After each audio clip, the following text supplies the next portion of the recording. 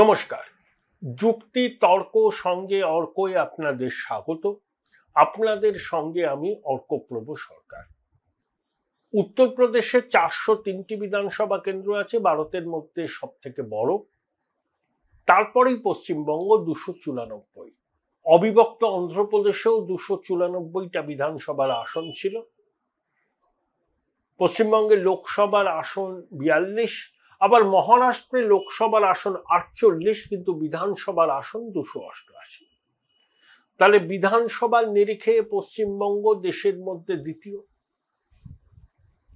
কিন্তু 294টাই কি পশ্চিমবঙ্গের বিধানসভা আসন যেখানে নির্বাচনী প্রতিদ্বন্দ্বিতা হবে?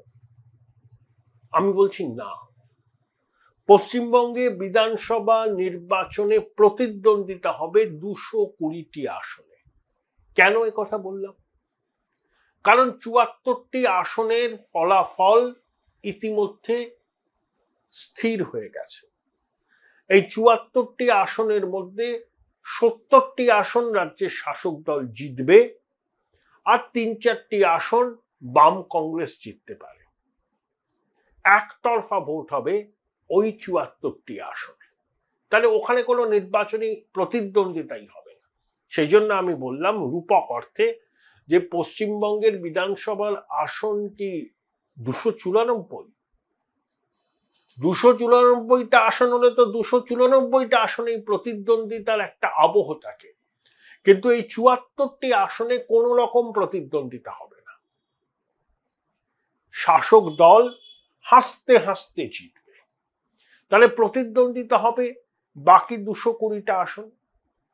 এখানেই হচ্ছে সমস্ত রসায়ন, সমস্ত পাটিগণিত এবং নির্বাচনী রণকৌশল।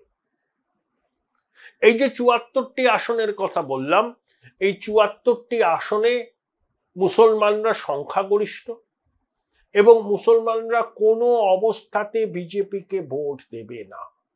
তারা লক স্টক অ্যান্ড ব্যারেল তৃণমূলকে ভোট দেবে। কেউ যদি ভাবেন যে মুসলমান ভোট বাম কংগ্রেস একটু ভাঙবে, হবে না। এক একটা আসনে হয়তো হতে পারে। সেটা কিরকম? ধরুন যেখানে মুসলমানরা দেখবেন যে তারা যদি বাম কংগ্রেসকে ভোটও দেন, তাতেও বিজেপি ক্ষমতায় জিততে পারবে না, তখন তারা দিতে পারে। যেমন ভাঙড়ে দিয়েছিলেন 2021-এ, নওশাদ জিতেছিল। সাগরদিঘির উপনির্বাচনের ফলাফল তৃণমূলের কাছে অপ্রত্যাশিত ছিল, কিন্তু তৃণমূল যদি সেখানে একজন মুসলমান ক্যান্ডিডেট দিত, আমার ধারণা বাম কংগ্রেস ওই আসনটা জিততে পারত না।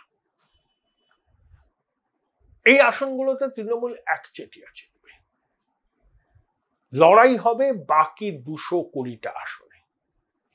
এই 220টা আসনের মধ্যে আরো 24-25টা আসন আছে যাতে মুসলমান ভোটার ওই 25 থেকে 30% মধ্যে, তারা কিন্তু তৃণমূলকে ভোট দেবে। কিন্তু সেই আসনগুলোর মধ্যেও অনেক আসনে বিজেপি জিতেছিল 21-এ, কারণ সেখানে 70% হচ্ছে হিন্দু, আর বাকি যে 194টা আসন আছে সেখানে হিন্দুরা সংখ্যাগরিষ্ঠ। এই যে কালীগঞ্জ উপনির্বাচনের ফলাফল কি দেখালো? যে 52,000-এর বেশি ভোট পেল বিজেপি, 72,000-এর একটু বেশি হিন্দু ভোট পোল্ড হয়েছে। 109টা ওয়ার্ডে হিন্দুরা ওখানে সংখ্যাগরিষ্ঠ। 108টা বুথে, 109টা বুথে হিন্দুরা সংখ্যাগরিষ্ঠ, 108টা বুথে বিজেপি জিতেছে, একটা তৃণমূল জিতেছে। তাহলে 72,000 সামথিং ভোটের মধ্যে বিজেপি পেয়েছে 52,000 সামথিং ভোট, অর্থাৎ যে ভোট পোল হয়েছে হিন্দুদের তার 72%-এর বেশি।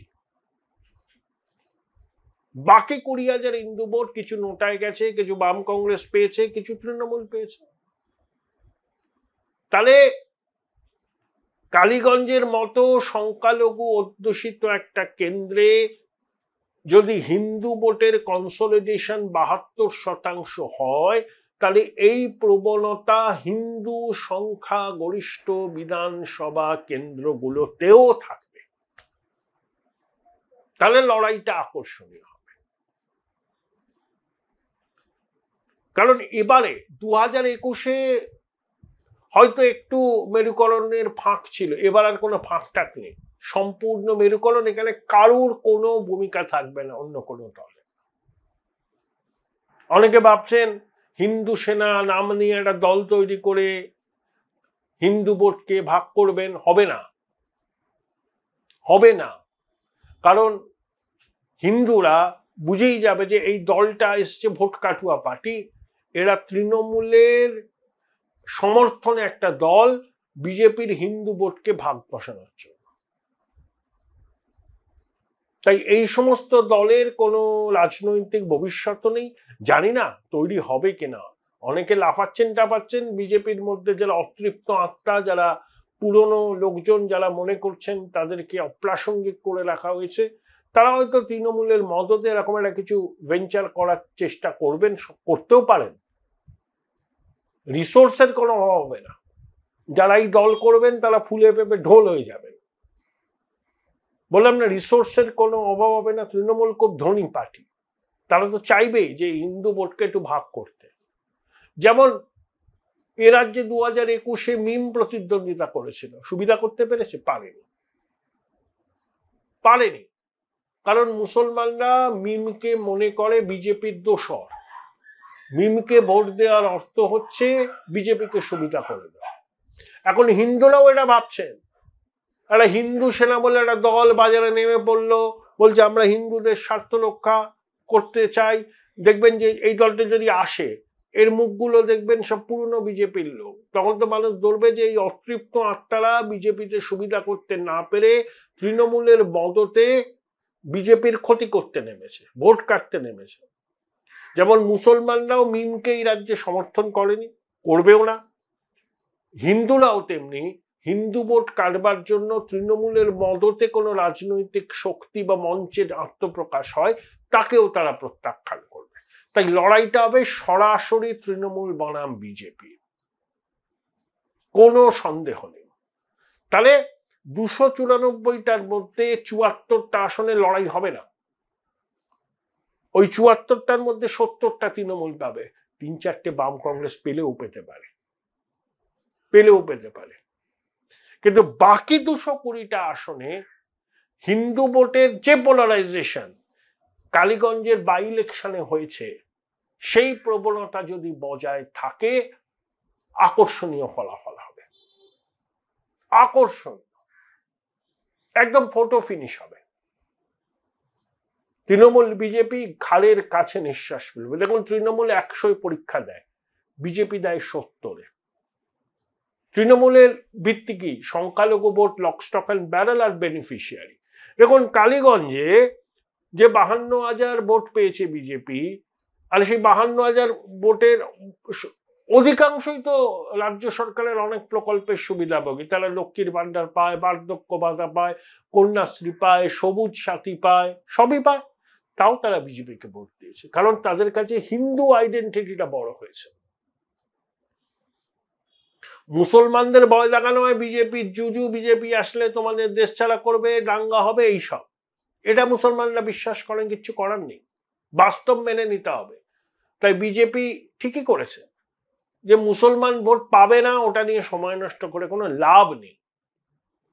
বরঞ্চ হিন্দু ভোটের মেরুকরণকে আরো তীব্র করা, এখনো অনেকটা সময় বাকি আছে। তাহলে বিজেপিকে লড়তে হবে 220টা আসনে।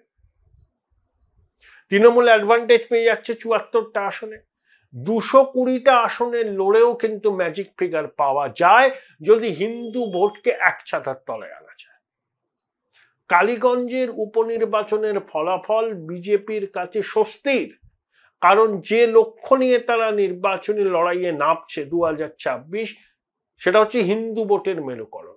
দেখুন, দুর্নীতি, আর্চিকর, এসব তো আছেই, আমি ওগুলোকে ছেড়ে দিলাম।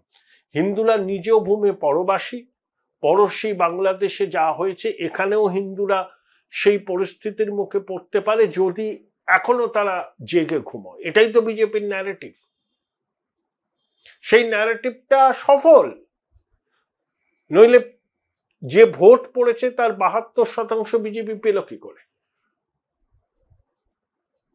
তাহলে বাকি ওই 220টা আসনেও হিন্দু ভোটের মেরুকরণ করতে হবে, পোলারাইজ করতে হবে, এবং পোলারাইজিং ফিগার যারা বিজেপির আছে তাদেরকে ময়দানে নামাতে হবে। যোগী আদিত্যনাথ নামবেন, অমিত শাহ প্রধানমন্ত্রীতে আসবেন, কিন্তু যোগী আদিত্যনাথ একজন পোলারাইজিং ফিগার। बांटोगे तो काटोगे, एक है तो सेफ है, হিন্দু জাগো এবং ভারত সেবাশ্রম সংঘ সাধু সন্তরাও নামবে। তাই এই 220টা আসনে কিন্তু লড়াই হবে। তাই আমি বললাম 294টা আসন নয় পশ্চিমবঙ্গে, ওই 74টা আসন তৃণমূলের জন্য সংরক্ষিত, 70টা আসন, তাহলে লড়াই 220-তে। তাই পশ্চিমবঙ্গে বিধানসভায় 294টা আসন থাকতে পারে খাতায় কলমে, কিন্তু আসল বিধানসভা নির্বাচনটা হবে 220টা আসন। এটাই বাস্তব। এই বাস্তব থেকে মুখ ফিরিয়ে থাকলে সেটা মূর্খের স্বর্গে বাস করার সমতুল্য হিসাবেই বিবেচিত হবে। Join Indian Institute of Hotel Management now. Right choice, right decision.